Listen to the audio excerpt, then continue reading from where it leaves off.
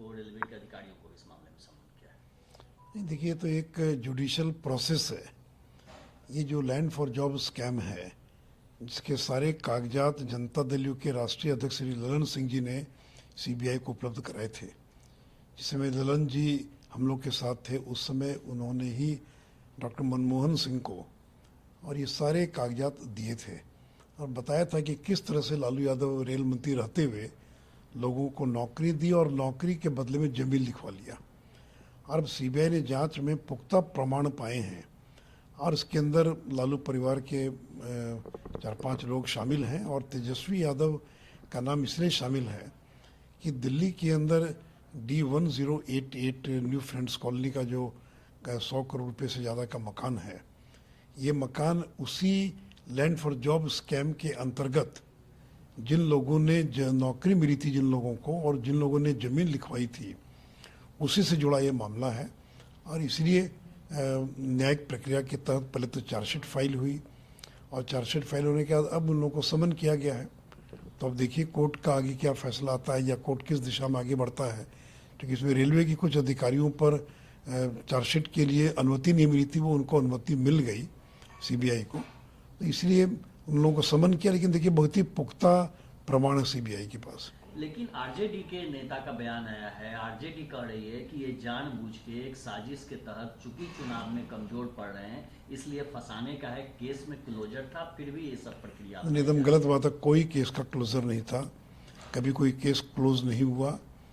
और ये बात तो उनको पूछना चाहिए ललन सिंह जी से ना, कि ललन जी और शरद यादव यही लोग थे जो 2009 में इन लोगों ने डॉक्टर मनमोहन सिंह से मिलकर सारे कागजात उपलब्ध कराए थे। तो कागजात तो आपके सहयोगी दल के लोगों ने उपलब्ध कराए हैं और इतने पुख्ता प्रमाण है। ये तो इस बात का खंडन करें ना कि ये ज़मीन जो आज उनके परिवार के नाम है, ये ज़मीन के मालिक कैसे बन गए, इसके बारे में उनको बताना चाहिए। तो उसका जवाब तो देंगे नहीं। ये ललन चौधरी कौन है, ये हृदयानंद चौधरी कौन है, रेलवे के कर्मचारी जिन लोगों ने और ज़मीन लिख दिया, पटना शहर की कीमती ज़मीन जो है वो राबड़ी देवी उनके परिवार के लोगों के नाम लिख दिया, तो केवल पॉलिटिकल बयान देने से नहीं ना होगा, आपको तो कोर्ट में इसका जवाब देना पड़ेगा। तेजस्वी यादव ने महिला कहा है कि यह कब लागू होगा किसी को नहीं मालूम है, कोई इसका जवाब देने को तैयार नहीं है। ये इम्प्लीमेंट कैसे होगा ये भी नहीं है। 50% रिजर्वेशन मिलना चाहिए था, 33% ही क्यों है। ओबीसी के बारे में बात क्यों नहीं? अगर तेजस्वी जी, अमित शाह जी, नड्डा जी का बयान अगर पढ़ लिए होते जो कल उन्होंने दिया है संसद के अंदर, कल या परसों, तो उनको मालूम हो जाता कि कब से ये लागू होगा। देखिए अमित शाह जी ने स्पष्ट किया है कि 2029 का जो लोकसभा का चुनाव होगा उसके पहले ये इम्प्लीमेंट हो जाएगा, क्योंकि इसकी एक प्रक्रिया है। आपके चाहने पर अचानक ये इम्प्लीमेंट नहीं हो सकता। आप तो इसका विरोध करने वाले लोगों में से रहे हैं। राष्ट्रीय जनता दल तो वो पार्टी रही जिसके एक सांसद थे सुरेंद्र यादव, जिन्होंने आडवाणी जी के हाथ से बिल की कॉपी को लेकर फाड़ दिया था। ये वो लोग रहे हैं जो महिला आरक्षण के घोर विरोधी रहे हैं, जो ओबीसी की बात करते हैं, लेकिन वास्तव में ये महिला आरक्षण नहीं चाहते थे। इन लोगों ने अपनी पूरी ताकत लगा दिया था मनमोहन सिंह के समय में कि ये बिल पारित न हो सके। और आज ये लोग लंबी लंबी बात करें कि 50% लागू होना चाहिए। अरे पहले 33% को तो स्वीकार करो। तो इसलिए केवल बोल देने से नहीं होता। और देखिए नरेंद्र मोदी जो बोलते हो करके दिखलाते हैं। अब तो ये कानून बन गया, राष्ट्रपति की सहमति मिलने के बाद ये कानून बन जाएगा। अब इसके बाद सेंसस का आंकड़ा आएगा, डिलिमिटेशन कमीशन है। आखिर ये कौन तय करेगा कि कौन सी सीट आरक्षित होगी, कौन सी सीट शेड्यूल्ड कास्ट को मिलेगी, कौन सी शेड्यूल्ड ट्राइब को मिलेगी, कौन सी सीट महिला को मिलेगी? क्या ये एग्जीक्यूटिव ऑर्डर से हो सकता है? क्या ये निर्णय सरकार करेगी या चुनाव आयोग करेगा? नहीं, यह संविधान में जो परिसीमन आयोग है उसी को ये अधिकार है। और अभी तक आज़ादी के बाद से आज तक SC ST की सीटों का जो निर्धारण किया है वो किसी अन्य एजेंसी ने नहीं किया, बल्कि परिसीमन आयोग जो है उसी ने उसका निर्धारण किया है। और वही परिसीमन आयोग जो है वो महिला आरक्षण की सीटों का भी निर्धारण करेगा। तो चिंता मत कीजिए, 2028 के बाद जो भी चुनाव होंगे इस देश के अंदर वो 1/3 महिला आरक्षण के साथ चुनाव होंगे। और महिला रिजर्वेशन 10 में लागू नहीं हुआ तो उसको लेकर उनको रिग्रेट है, लेकिन ओबीसी रिजर्वेशन होना चाहिए। अभी तो रिग्रेट है, तो अब रिग्रेट होकर क्या होगा? और बताएं ना वो कि इस देश के अंदर आज तक लोकसभा और विधानसभा में कहीं ओबीसी को आरक्षण है क्या? देखिए, हमारे संविधान निर्माताओं ने बहुत सोच समझकर अनुसूचित जाति, जनजाति जिनके साथ सदियों से भेदभाव हुआ था और जो अपने बलबूते लोकसभा और विधानसभा का चुनाव जीत कर नहीं आ सकते, उनके लिए आरक्षण का प्रावधान किया। और आज भी अगर ये आरक्षण खत्म कर दिया जाए तो कोई SC ST का एक भी व्यक्ति चुनाव जीत कर नहीं आ सकता है। लेकिन आज OBC की क्या स्थिति है? बिहार में 40 MP हैं जिसमें 20 OBC समाज से आते हैं, 20 MP OBC के।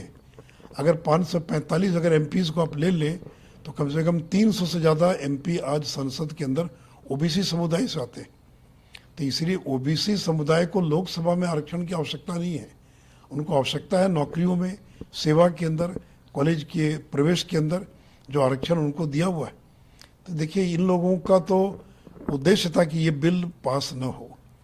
और जब RJD के समय में समाजवादी पार्टी जब सरकार में का समर्थन करे थे ये लोग, तो ये लोग इनको डर था कि कहीं हमारी सीट खत्म ना हो जाए, तो इसलिए महिला आरक्षण तो बहाना था, ये OBC आरक्षण तो बहाना था।